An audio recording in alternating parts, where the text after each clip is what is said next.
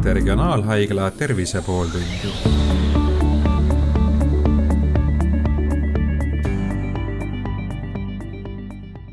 Tervist ja tere kuulama Regionaalhaigla Tervise pooltundi. Mina olen Hando Sinisalu. Täna räägime laste vaimsest tervisest. Olen tulnud siia Seevaldi kompleksi psühhiaatria haiglasse ja mul on 3 vestluskaaslast ja ma palungi alustuseks teil kõigil ennast tutvustada ja rääkida lühidalt sellest, millega te oma igapäevatöös tegelete.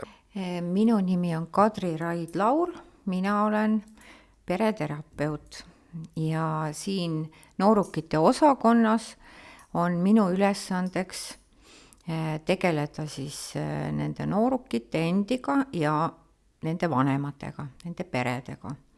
Ja, tere, mina olen Kristiina Korits ja olen kliiniku sotsiaaltöötaja ja sotsiaaltöötajana ma tegelen kõikide asjadega, mis puudutab, ütleme siis, sotsiaalseid probleeme, suhtlemist koolidega, vanematega, lastega, kõikide ametkondadega ja sisuliselt kõigega.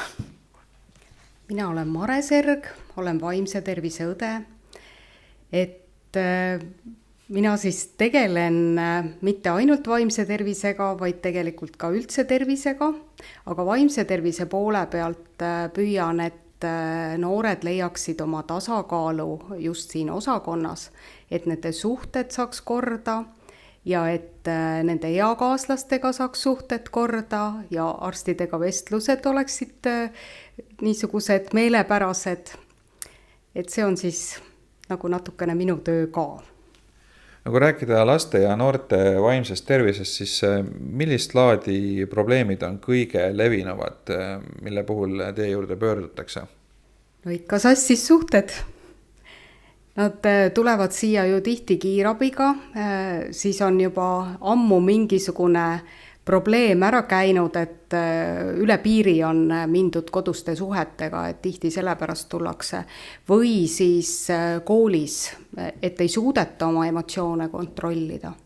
Aga need on ikkagi sellised siis väliste tegurite mõjul tekkinud probleemid, mitte niivõrd siis nagu haigused, mis väljenduvad siis selles, et tekib vajadus pöörduda arsti juurde. Kõik saab alguse ikkagi sellest sisemisest segadusest. Et kindlasti on ka neid, kellel on, kuidas nüüd ütelda, tõsisemaid haigusi. Iga haigus tegelikult selle inimese enda jaoks on kõige tõsisem, suur mure, tema vanemate jaoks on suur mure. Aga kui me mõtleme seda vaimse tervise poole pealt just niisuguseid raskemaid, keerulisemaid haigusi nagu psühhoos, skisofreenia ja niisugused asjad, et siis neid meil siiski siinpool on nagu vähem. Et on võib-olla mingisuguse ainete tarvitamisel nagu ajutiselt mingisugused seisundid, kui noor oma keskkonda ja oma päevaplaani muudab, korralikult koolis käib, vanematega läbi saab, siis tegelikult niisuguseid probleeme ka ei ole, kus me sirutame käe mingisuguse sõltuvusaine järele. No nüüd igal inimesel ilmselt on elus hetki, kus ta tunneb, et nagu nii-öelda rahvakeeli juhe on koos või enam ei jõua. Ja enamasti need lähevad ise mööda, aga ilmselt on mingid olukorrad, kus nad ei lähe ise mööda ja on vaja pöörduda siis professionaali poole abi saamiseks. Et kas te oskate anda nagu mingi soovituse selle kohta, et mis hetkel on asi nüüd nii tõsine, et peaks otsima abi ja mis hetkel on tegemist selliste probleemidega, mis lähevad ise üle, kui natuke välja puhata ja nii-öelda aega anda, et paljud asjad lahenevad ju tegelikult aja jooksul ka ise ära. Et mis see selline ohumärk või selline punane latern või kuidas seda iganes nimetada on, kui peaks pöörduma teie poole? No üldiselt on nii, et nagu eelnevalt võib-olla ma tahaks täiendada, et me oleme alati öelnud, et see ei teki üle päeva, et see ei ole gripp, kus sa kellaajaliselt võid öelda, et nii, nüüd mul see hetk hakkasid lihased valutama, tõusis palavik, ma jäin grippi.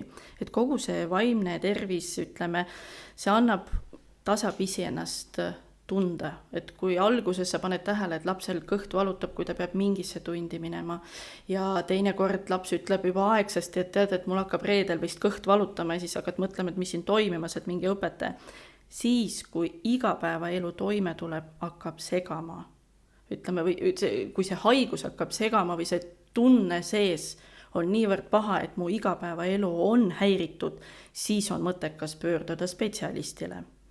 Kas see nüüd otse meie juurde, et kindlasti, millest me tahaksimegi täna rääkida, et enne tuleb võtta need väiksed sammud, et me ei pea kohe kiirustama siis psühhiaatri vastuvõtule, kui ma tunnen, et mul on mingi ärevus sees või kui ma tunnen ennast halvasti või mul ei ole und, aga tuleb seda tähele panna ja siis järjest kordamööda tulla sellest siis ütleme samm-sammu haaval liikuda siis niimoodi, et saaks ennast aidata ja vot kui kõik sammud on eelnevalt läbitud ja abi ei ole, siis on tõepoolest me oleme olemas.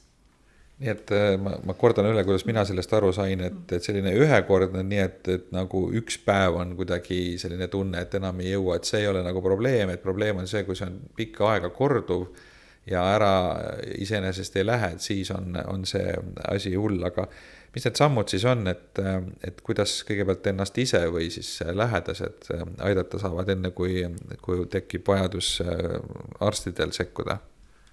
Kuhu siis pöörduda, et kõigepealt mure korral saavad aidata perekeskused, koolipsühholoog või nõustaja.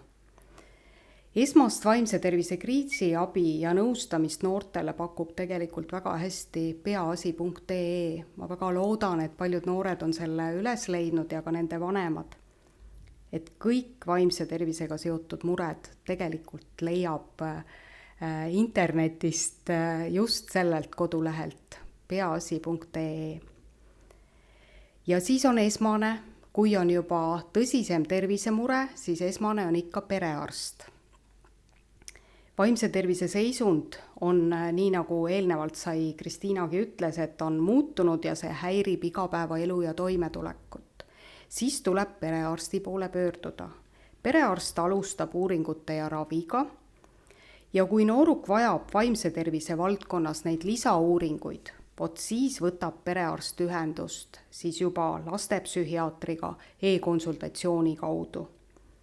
Ja kui on vaja näiteks retseptipikendusi, kui on hüperaktiivsed noored lapsed, et siis ka nende puhul tegelikult saab esmaselt perearst ja siis juba kui lastepsühhiaater on eelnevalt selle ravi nendele kirjutanud. Et uuringud toimuvad põhiliselt siis meie majas. No ma saan aru, et väga palju neid olukordi on, nagu te enne kirjeldasite, et iga reede hakkab kõht valutama, et see on seotud näiteks mingisuguse konkreetse õpetaja või tunniga. Ja seda tegelikult ju arst ei saagi otseselt lahendada.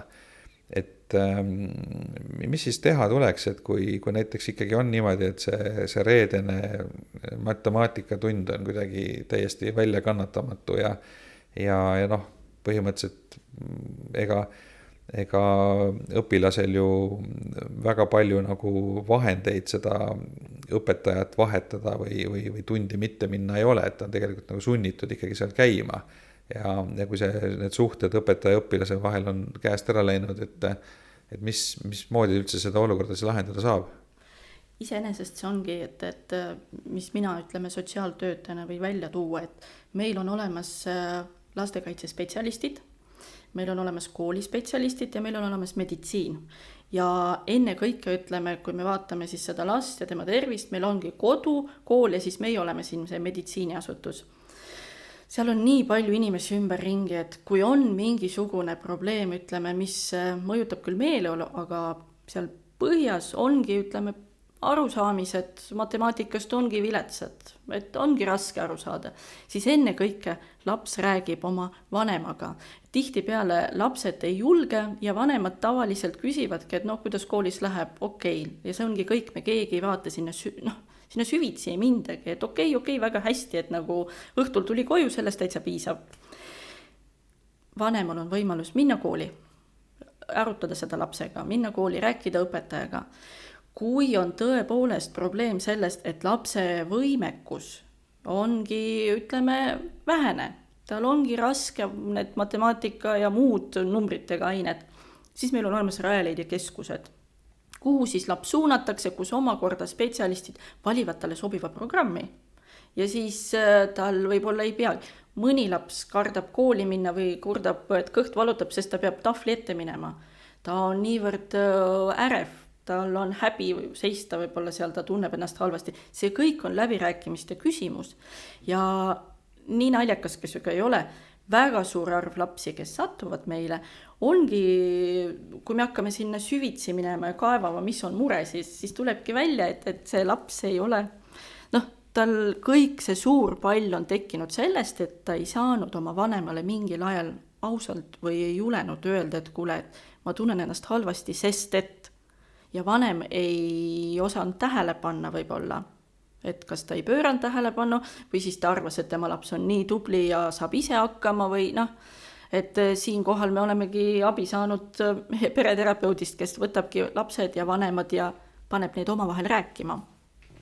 No vanemaid ei saa teatavasti valida, eks ole, ja see tihti ongi nagu probleem, et te küll soovitate vanemaga rääkida, aga tihti see lihtsalt lõpeb mingi veelgi suurema tüliga ja laps ju ka saab aru, et kui see vanemaga rääkimine tegelikult valapõli tulle teeb asja veel hullemaks, siis ta hakkabki vaikima või probleeme eitama, et kooli puhul jah, te ütlesite, et seal on päris suur ring inimesi ümber, kes saavad appi tulla, aga koduseinte vahel on asi palju keerulisem, et kui nüüd ikkagi see juurpõhjus on selles, et lapse ja vanema suhted on väga sassis, et mis siis teha?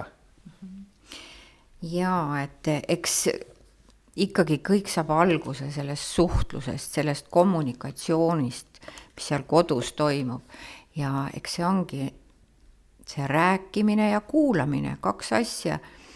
Et ma arvan, see on see koht, kus kõik vanemad võiksid ennast nii-öelda peeglist vaadata, et kui lugupidav on see suhtlus oma pereliikmete, oma lastega, sest tegelikult on ju nii, et vanem annab eeskuju lapsele seeläbi, kuidas ta suhtleb oma lähedastega, oma elukaaslasega ja kui palju me siis, või ütleme, kui palju siis need vanemad seavad suhtlemistõkkeid. Need suhtlemistõkked ongi siis need, mis takistavad seda normaalset suhtlust.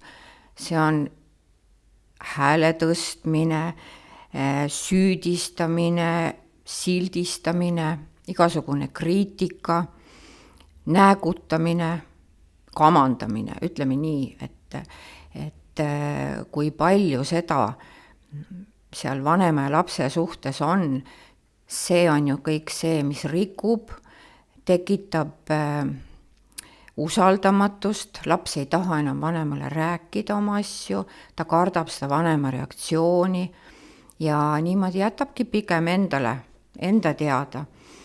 Ja nii hakkavad siis nagu lumepallid veerema need arusaamatused, konfliktid, ja nii see alguse saab. Ja teine asi on muidugi kuulamine. Kui palju vanemad oma lapsi kuulavad, kui palju nad oskavad kuulata lapsi. Ma pean silmas siin sellist aktiivset kuulamist. Et me kuuleme laste suust sageli seda, et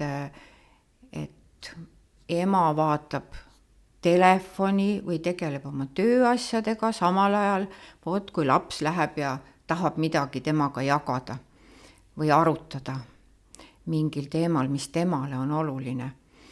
Ja siis tulebki välja, et ta ei taha enam rääkida ja laps ütlebki, et ma ei viitsi rohkem rääkida, ma saan aru, et see ei huvita teda ja sealt maalt lähebki see suhtlusklapp nii-öelda kinni ja tekib selline usaldamatuse müür.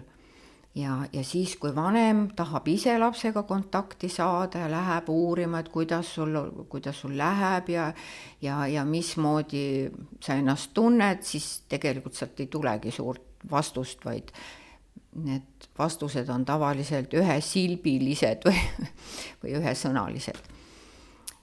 No, ma olen ise lapsevanemana märganud seda, et sageli, kui sina nüüd mõtled, et ma lähen ja küsin lapse käest, kuidas tal läheb, et see on täiesti vale aeg ja vale koht, et tal ongi hoopis muud mõtted ja ta ei vastabki ühesilbiliselt ja tegelikult see nii-öelda avameelne hetk või see moment, kus ta räägib, kuidas asjad on, võib tulla täiesti mingil muul ajal, mitte siis, kui sina seda küsima lähed. Aga see eeldab seda, et neid kommunikatsioonipunkte on piisavalt palju, et kui sa korra nädalas lähed küsima kolmapäeva õhtul kell 8, et kuidas sul läheb, siis ta lihtsalt ei räägi sulle, aga see eeldab, et sa oled nagu piisavalt palju aega temaga koos ja erinevates olukordades ja siis mingil hetkel tekib see avanemine, kus tuleb usalduslik vestlus, mis tähendab seda, et tegelikult peab olema aega koos olla, aga seda aega nagu teatavasti on kõigil väga vähe. Et on teil äkki mingi soovitus, et kuidas saavutada seda, et tekiks need hetked, kus siis see usalduslik vestlus saaks toimuda? Mul on tegelikult üks niisugune märksõna või võtame nagu klassikutelt vanasõna. Rääkimine kuld või rääkimine hõbe ja vaikimine kuld. Et tegelikult selle vaikimise all me saame mõista kuulamist. Et võtta see hetk ja kuulata. Aga nende niisuguste lõksukohtade juurde mul on paar toredat näidet. Et üks niisugune üldistamine, et mitte kunagi ei tule sa õigeks ajaks. Kui palju me oleme kuulnud, et vanemad seda ütlevad, kas siis meile või me ise ütleme oma lastele. Ja see enamasti pole ju tõsi. Või siis ütleme, lapsed ütlevad meile, kõigil teistel on. Vot see telefon, uus mudel või midagi niisugust. Kõigil teistel on. No me teame, et tegelikult see nii ei ole. Ja teine niisugune näide on sildistamisest või hinnangu andmisest. Sa oled nii hoolimatu. Kui palju on neid lapsi, kelle tuba on korras, eriti teismelised? No ma ei tea. Me ei ole siin väga näinud mõned üksikud juhtumid, kellel on vooditekk sirgu tõmmatud. Aga me ei saa nendele öelda, et sa oled nii hoolimatu. Et üldiselt see üldistamine ja sildistamine pigem räägib sellest, et mida meie ise sellel hetkel tunneme ja mis mõju see teiste käitumine meile avaldab. Tegelikult selle ühise aja veetmise osas on just see, et me ise tahtsime endale neid lapsi, et me mingi hetk tunneme, et me oleme valmis saanud lapsevanemateks ja me tahame need lapsi endale saada. Ja siis, kui see laps meie käes on, siis ega see on tegelikult ju lühike periood, et mingi 23-25 aastat ja ta on juba täiskasvanu, alates 18 ametlikult. Aga, et kui me mõtleme enda peale, kui turvaliselt me võiksime ennast tunda siis, kui mul näiteks öösel und ei tule, mul on võimalus minna oma ema tuppa või oma isa ema tuppa, eks ole, ja öelda, et kuule, mul ei tule und, ma tahan rääkida. Kui me saame oma lapsele seda võimalust pakkuda, siis ta tegelikult tunneb ennast hästi ja ta võib-olla saab ka rohkem rääkida. Sama asi, et ma saan aru, et elu on kiire ja nagu me oleme vaadates need patsiente ja lapsi, et mõnel on lapsevanemad, kes on kogu aeg tööl ja aga nad on tööl selleks, et sellele lapsele midagi pakkuda ja ometi see laps jääb, ütleme, sellisesse üksindusse. Ta nagu ei saagi aru, et tal ei ole seda raha ja seda telefoni ega midagi muud vaja, tal on vaja, et keegi oleks temaga kodus. Ja mõnel lapsel on vastupidi, et tal vanemad ei hooligi temast ega midagist muust asjast. Ja siis ongi see, et vanasti võib öelda, et see näiteks ühises lauas söömine ja koos aja veetmine, et loomulikult, kui laps ongi niimoodi tänaval jooksnud sõpradega ja ise telefonis või nutiseadmis mänginud ja siis järsku 14 või 13 aastaselt vanem ütleb, kuule, lähme nüüd jalutame linnas. Ükski nooruk ei taha oma vanemaga koos kuskil käia, sest see ei kõlba talle sellises vanuses võib-olla, eks ole. Kui see laps on harjunud, et teda igale poole võetakse kaasa, kus teda võetakski sellisena, et kui ma sain endale lapse, siis ma naudin seda aega temaga koos. Siis ma teengi koos temaga kõike, me teeme koos süüa, mitte see, et me saame kokku, ütleme, või teeme kuskil midagi, siis tema on oma telefonis ja mina olen oma telefonis. Mida kahjuks me sagedasti näeme ka, ütleme, polikliinikus vastuvõttudel, et sul on mure lapsega, sa tuled psühhiaatri vastuvõtule, laps on oma nutiseadmes ja ema on oma nutiseadmes ja nad on nagu paralleelmaailmad kulgevad. Ja siis korraks panevad ära, lähevad arsti juurde ja siis tulevad välja ja siis igaüks jälle vaatab oma mingit linti, scrollib. See või väärsõnad kahjuks vabandan, aga et see ongi see, et mida rohkem me veedame nendega aega koos. No varsti on tulemas jõulud ja jõulud on see aeg, kus tavaliselt tekivad suured tülid, kuna inimesed üksteist armastavad perekonnaliikmed saavad kokku ja siis sellised filmidest tuttavad näited, et küsitakse, et kas sa oled juba endale töökoha leidnud või kellelegi teisele öeldakse, et sa oled kaalus juurde võtnud ja sellest piisab, et kogu õhtu ära rikkuda. Et samal ajal need, kes niimoodi ütlevad, oma arvates ju soovivad head, eks ole, et nad nagu tahavad manitseda või nõu anda või midagi, aga samal ajal see, kellele seda öeldakse, see võtab seda isiklikult solvumisena ja nii need tülid tulevad, et ma isegi nägin ühte nimekirja, kus oli nimekirja asjadest, mida jõuluõhtul tuleb igal juhul vältida. Üks teema oli kehakaalu küsimus näiteks, et sellest ei tohi mitte mingil juhul rääkida ja neid oli seal veel.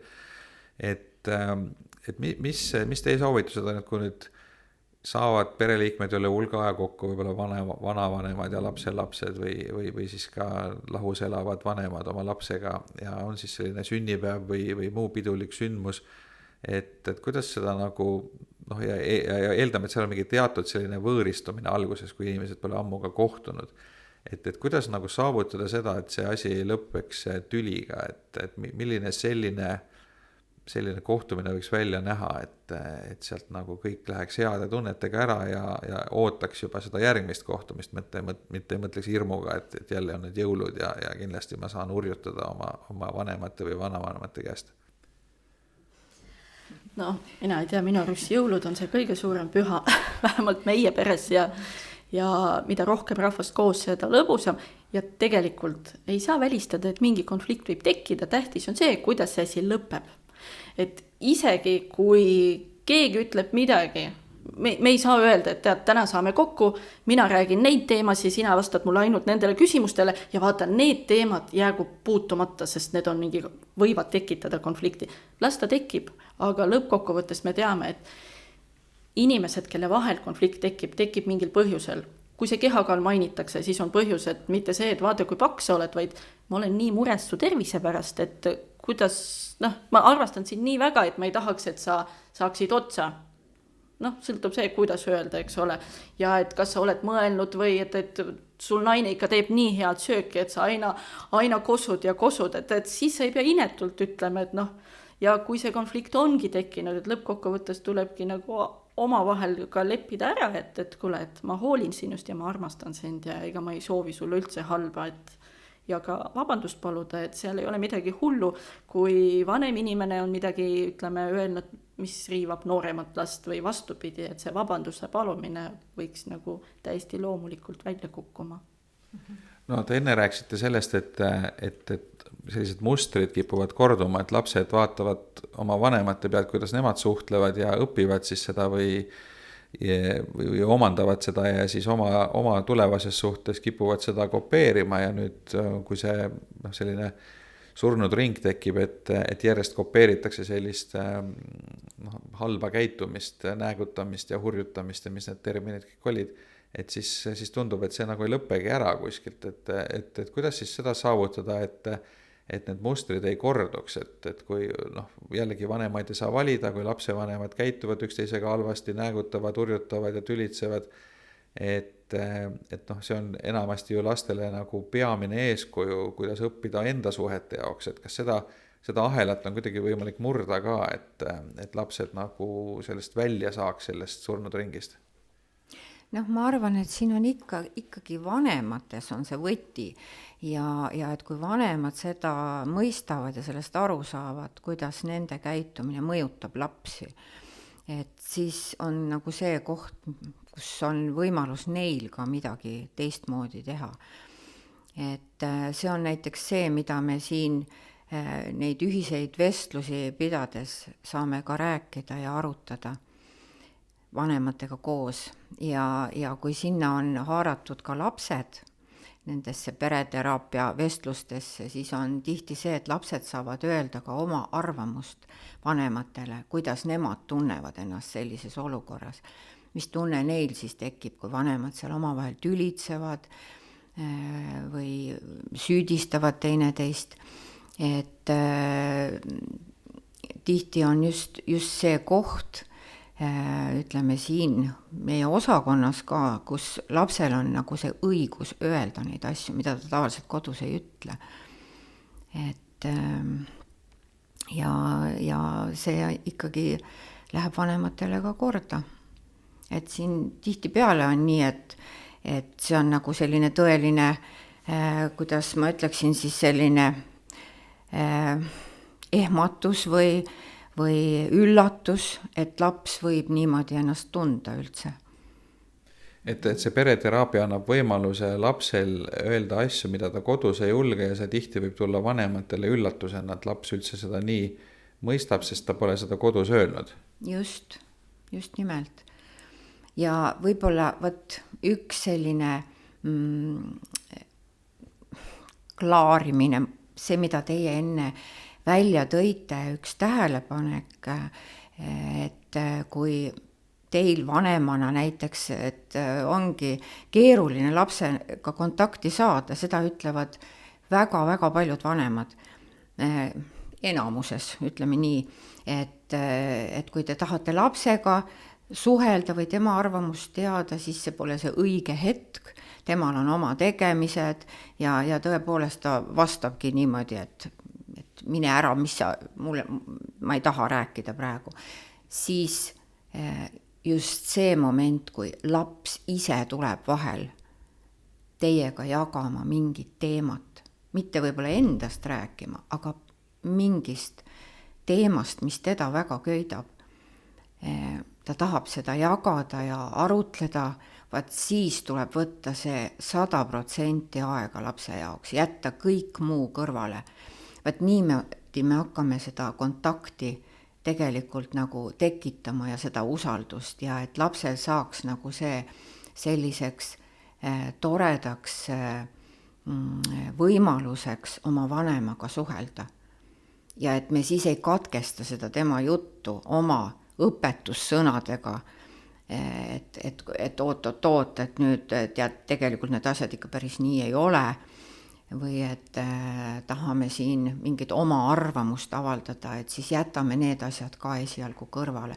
Las ta räägib, siis me saame ka teada, mis tema peas toimub, mis mõtted tal on, missugune nägemus tuleviku suhtes.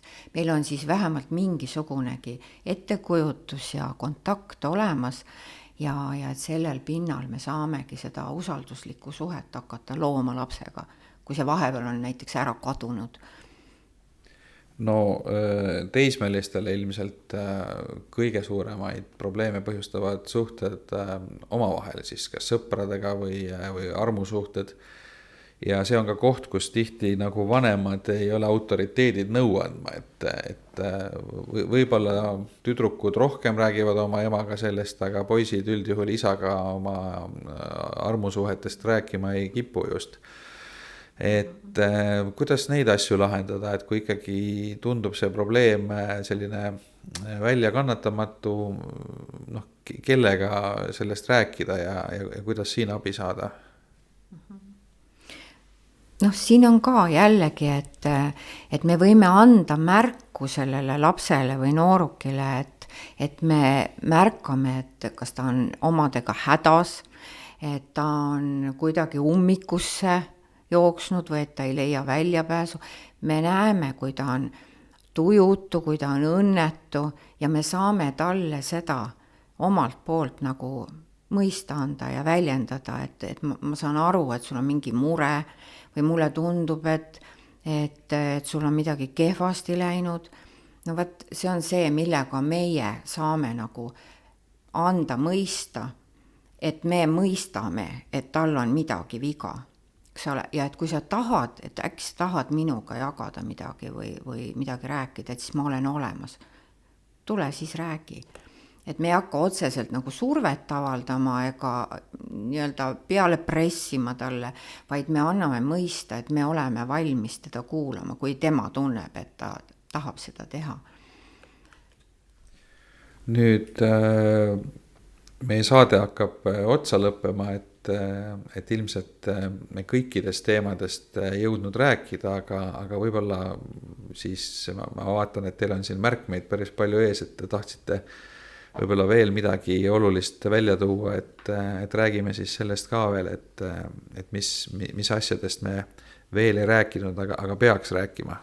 Võib-olla siis sellest, et täiskasvanule tegelikult on oluline neutraalsus ja tasakaalukus, et me seda ei tohi unustada.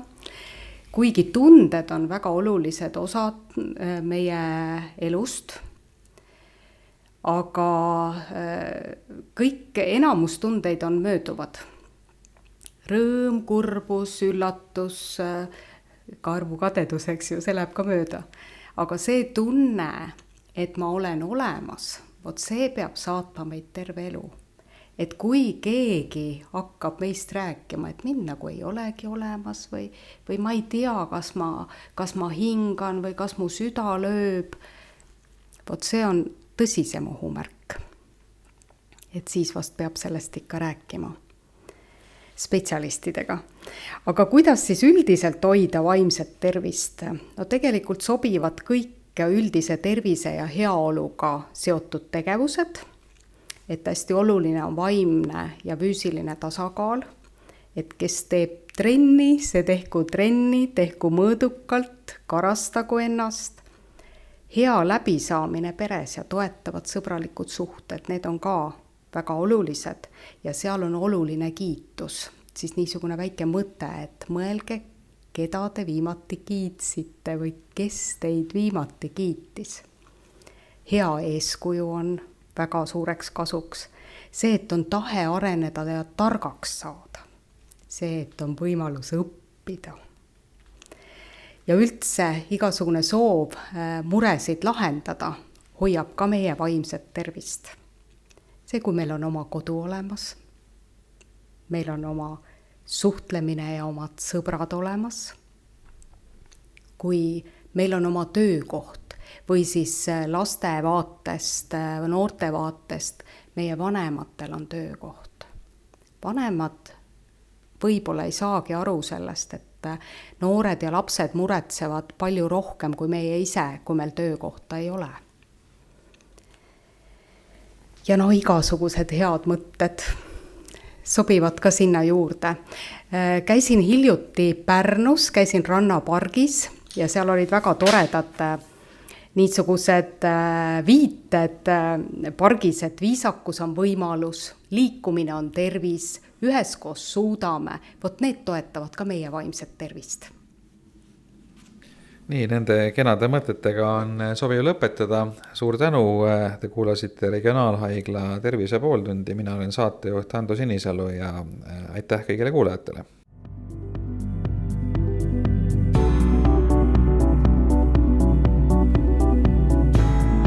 Te kuulate Regionaalhaigla tervise pooltundi.